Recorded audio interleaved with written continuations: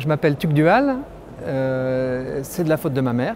Et, je pense qu'il m'intéresse le plus, c'est la vie, au sens de la rencontre, la vulnérabilité, et d'essayer d'être dans une vérité profonde avec les personnes. Voilà, au fond, je pense que j'aime bien une phrase de Maurice Zindel qui dit que on porte souvent devant le visage un masque, et on a tellement l'habitude de le porter qu'il voile à nos propres yeux notre identité. Et cette espèce d'inquiétude qu'on a de voir paraître. Voilà. Et moi, je me suis reconnu dans ce portrait qu'il a fait, et je me dis de plus en plus, voilà, est-ce qu'on peut être vraiment authentique? Est-ce que j'ai le droit de pleurer? Est-ce que j'ai le droit d'être fragile? Est-ce que j'ai le droit de douter? Et dans des rencontres médiatiques ou d'autres rencontres qui sont liées à mes engagements, j'essaie d'être dans cette rencontre plus profonde, et je souffre peut-être si la rencontre est trop superficielle. J'ai l'impression d'avoir écrit sur l'écologie humaine sans forcément me rendre compte il y a pas mal de temps.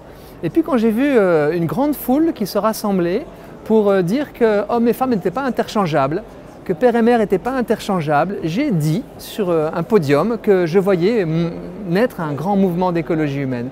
Parce qu'au fond, j'avais en tête, étonnamment, la transhumanie, le lobby qui pense, qui fantasme, c'est un nouveau fantasme prométhéen, qui fantasme qu'on pourrait demander à l'homme de créer un homme nouveau, qui serait asexué, invulnérable, immortel. J'avais ça en tête. Et quel rapport entre les deux? Ce n'est pas que les personnes qui réclamaient cette loi que je combattais aient ça en tête, mais c'est parce qu'à partir du moment où on offre un enfant qui est conçu de manière artificielle, parce que ce n'est pas possible de cette façon, quand on l'offre, eh ben, on va le valider, on va le trier, on va faire de plus en plus d'artificialité, et on va vers ce que Jacques Attali d'ailleurs annonce comme le risque derrière, l'utérus artificiel, le fait de nous couper au fond de ces magnifiques repères de l'engendrement. Et du coup, quand j'ai parlé d'écologie humaine, je me dis mais il faut qu'on trouve à transmettre aux générations futures les magnifiques repères qu'on a hérités, l'altérité sexuelle, qui est un repère extraordinaire, parce que je ne suis pas l'humanité à moi seul.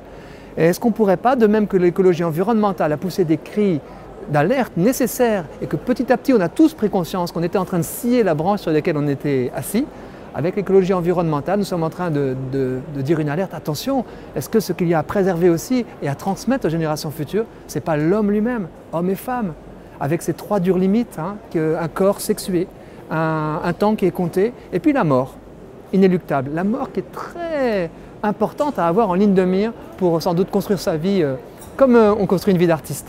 Bien, moi, je suis émerveillé parce qu'aux premières assises, il y a 600 personnes qui sont assises et qui bossent ensemble autour de tables, de petites tables, sur le cœur de leur métier, de leurs préoccupations. Ce n'est pas un loisir, ce n'est pas un hobby, ce n'est pas un truc en plus, c'est dans le cœur de mon activité. Moi, par exemple, dans ce que je fais à Alliance Vita, comment je peux mettre plus de bienveillance? Comment je peux accueillir la vulnérabilité? Comment je peux construire en commun? Et c'est ça qui se passe. Ça, c'est une promesse de révolution.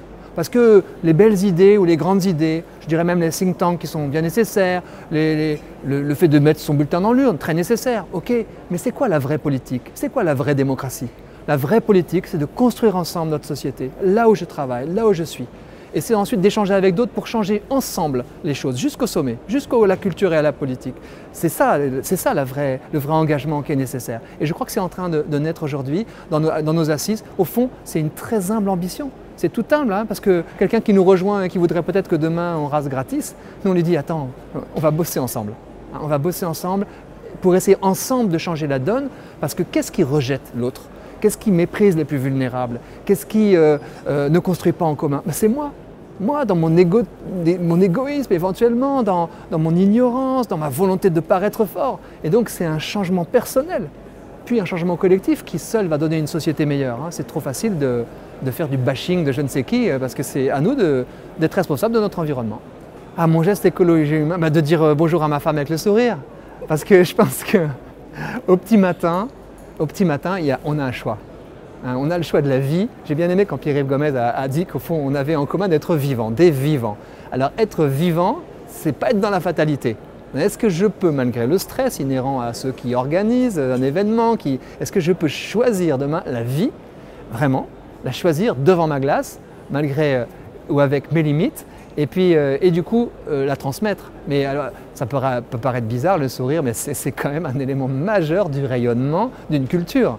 Et c'est vrai que notre société souffre, j'en ai conscience, je suis frappé de voir par exemple qu'il y a un isolement immense, un éclatement, une atomisation.